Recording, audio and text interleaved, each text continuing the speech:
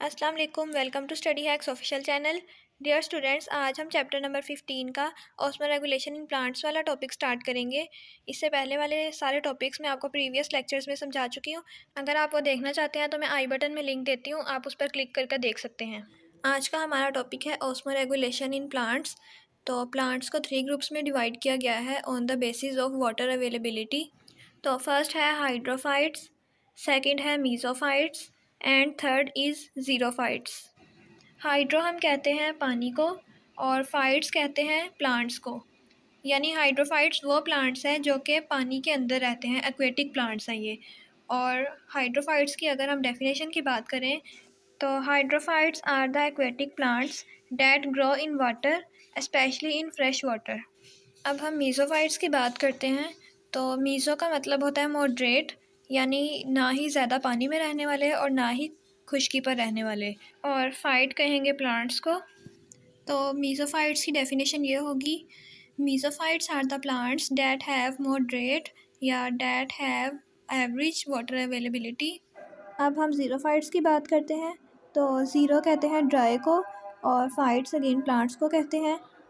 ज़ीरोफाइट्स को हम इस तरह से डिफ़ाइन करेंगे, xerophytes are the plants that grow in dry environments and they have limited supply of water. इन तीनों प्लांट्स की अपनी अपनी अलग अलग अडेप्टैशंस हैं। तो अब हम इनके अडेप्टैशंस की बात करते हैं।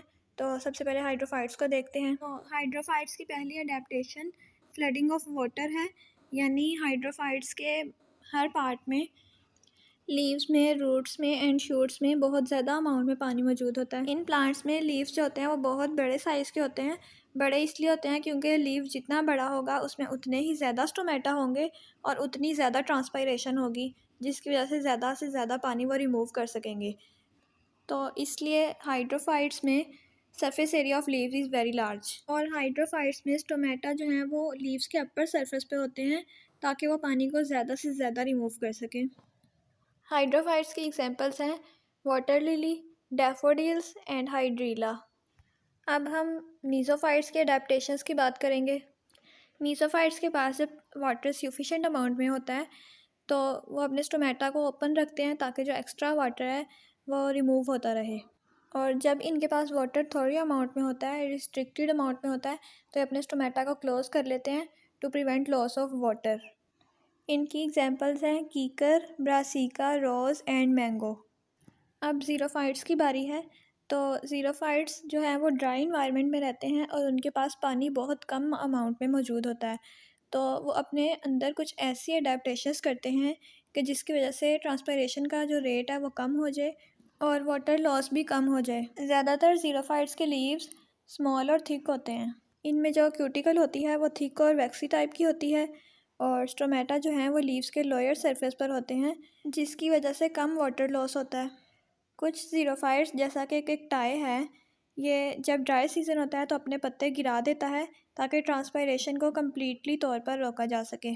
तो इस तरह से इसमें जो फोटोसिंथेटिक ऑर्गन है वो स्टेम्स हैं, यानी जब ये प्लांट्स अपने पत्ते गिरा देते हैं तो फिर इनमें फोटोसिंथेसिस जो है वो स्टेम्स के ज़रिए होती है।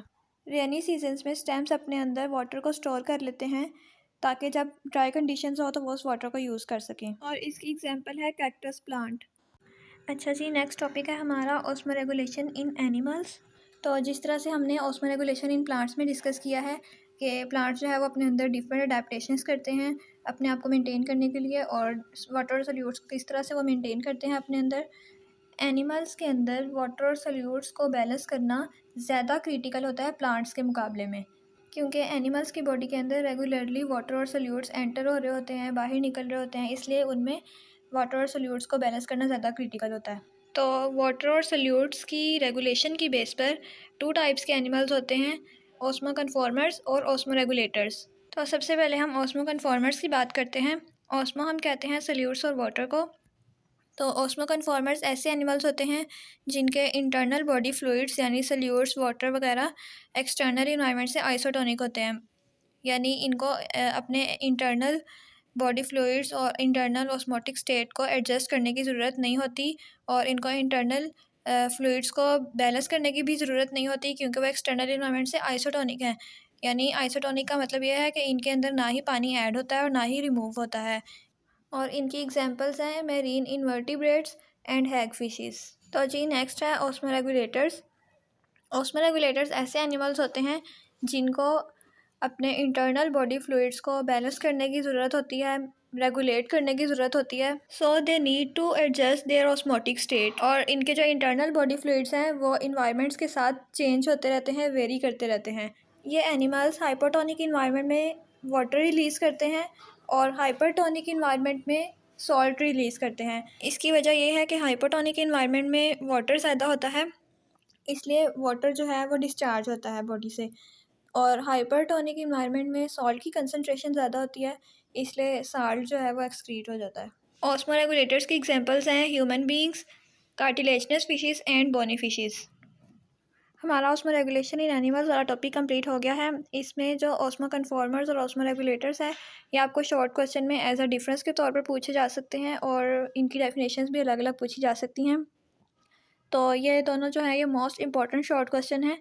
और ऑस्मो रेगुलेशन इन प्लांट्स वाले टॉपिक में मीज़ोफाइट्स, ज़ीरोफाइट्स और हाइड्रोफाइट्स की जो है आपसे डेफिनेशंस पूछी जा सकती हैं और इसी तरह जो है उनमें भी डिफरेंस पूछा जा सकता है। आई होप आपको इन टॉपिक्स की समझ आ गई होगी। फिर भी कोई क्वेश्चन हो तो आप कमेंट बॉक्स में ज़रूर पूछें और जल्द ही मैं आपको 605 कट मार्कर से भी लिखना सिखाऊंगी और पेपर प्रेजेंटेशन पर भी मैं वीडियो अपलोड करूँगी, तो आपने वो वीडियोस मिस नहीं करनी, ज़रूर देखनी है। Don't forget to subscribe my channel, like my videos and make sure to share with others.